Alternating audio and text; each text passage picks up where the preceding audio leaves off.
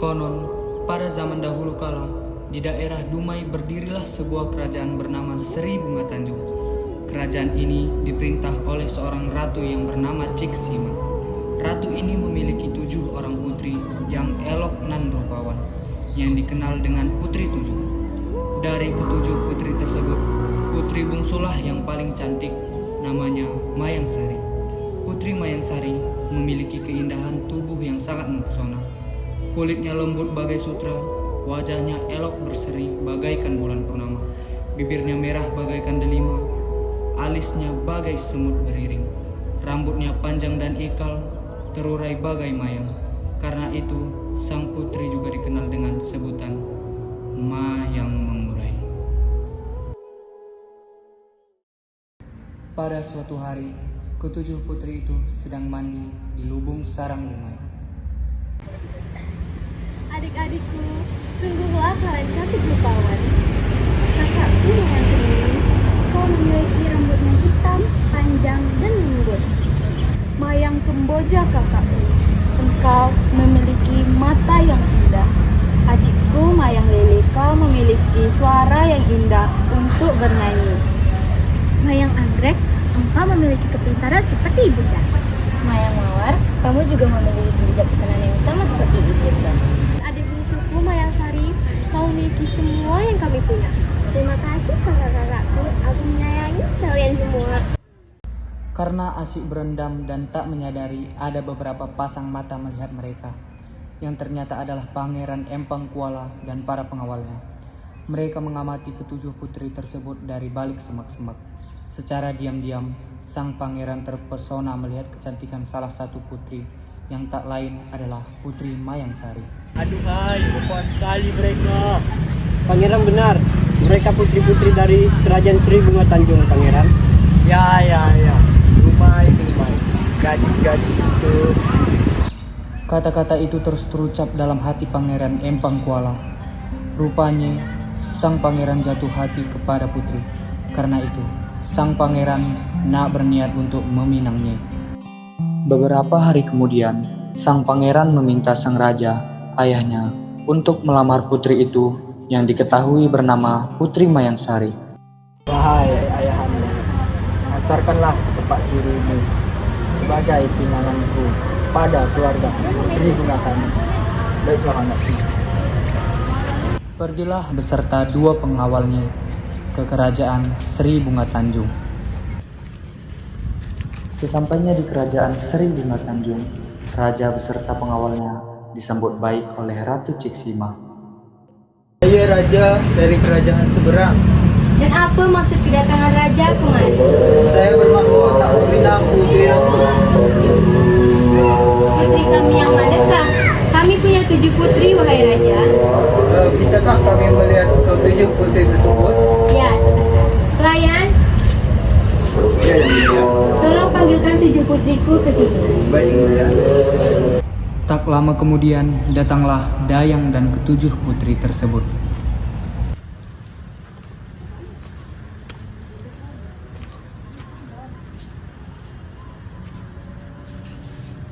Inilah ke-7 putriku. Baiklah putri-putri tersayang, kenalkan diri kalian kepada raja. Saya putri pertama, saya Mayang Kemuning, saya suka menjahit dan merajut.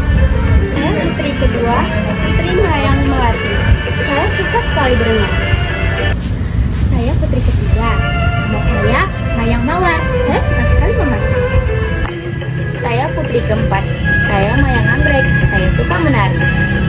Saya putri kelima, saya Mayang Kemboja, saya suka berkebun. Saya putri keenam, nama saya Putri Mayang Lili, saya suka membaca. Putri ketujuh. Nama saya Putri Mayang Sari. Saya suka berkuda. Inilah anak-anak saya. Manakah yang raja inginkan menjadi menantu raja? Sebenarnya anak saya Pangeran Empang Kuala suka dengan Mayang Sari, putri bungsu ratu. Bagaimana ya raja? Bagaimana ratu? Maaf raja, saya tidak bisa menerima pinangan ini. Mengapa begitu ratu? Mas kami kan baik. Ya, saya paham maksud raja. Tapi dalam adat istiadat kerajaan Sri Bunga Tanjung, putri tertualah yang berhak menerima pinangan tersebut. Saya mohon, adik saya ingin sekali memperistri Mayang Saya mohon maaf. Dengan perasaan kecewa dan pengawalnya pun pulang kembali ke kerajaannya.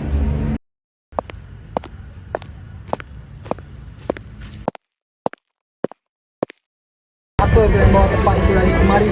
Ampun Baginda, kami tak ada maksud mengecewakan Tuan.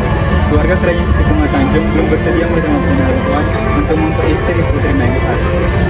Apa? Bila saya ditolak? Kenapa? Itu karena adat mereka melarang putri bungsu menikah sebelum putri tertua mereka menikah. Saya tak peduli dengan adat. Saya merasa terlecehkan. Pengawal, panggil yang lain. Saya ingin menyerang kerajaan Sri Bunga Tanjung karena telah menolak lamaran saya. Baik, Pangeran.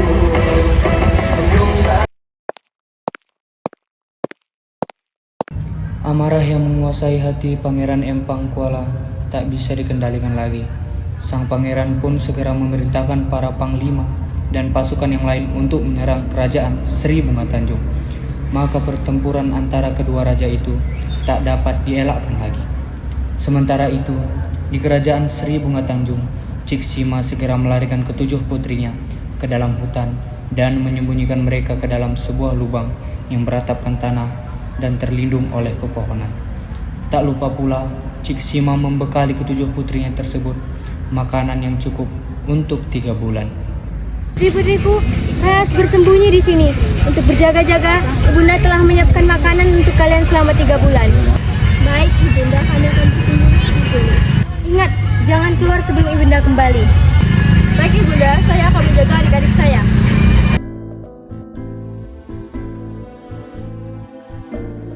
Setelah mengantarkan ketujuh putrinya, sang ratu kembali ke kerajaannya untuk melawan pasukan Pangeran Empang Kuala. Sudah 3 bulan berlalu, tetapi pertempuran antara kedua kerajaan itu tak kunjung usai. Setelah memasuki bulan keempat, pasukan Ciksima semakin terdesak dan tak berdaya. Akhirnya, kerajaan Sri Bunga Tanjung dihancurkan. Rakyatnya banyak yang tewas. Melihat kerajaannya hancur tak berdaya, Ratu Ciksima segera meminta bantuan jin sedang bertapa di hulu Sungai Umai. Pasukan sudah banyak yang hancur, rakyat sudah banyak yang tewas. Agar tidak memperburuk keadaan, saya perintahkan kamu untuk menemui jin yang sedang bertapa di bukit hulu Sungai Umai untuk meminta pertolongan agar mengalahkan pasukan Empang Kuala. Baik, Ratu. Saya akan melaksanakan perintah. Pergilah pengawal tersebut ke tempat bertapanya jin tersebut. Sesampainya di sana, para pengawal tersebut segera menyampaikan maksud mereka. Permisi ya jin yang sedang bertapa. Siapa yang mengganggu bertapak saya? Saya utusan Ratu Ciksima. Saya nak minta tolong kepada jin untuk mengalahkan pasukan Empang Kuala. Utusan Ratu Ciksima. Baiklah, saya akan bantu kalian.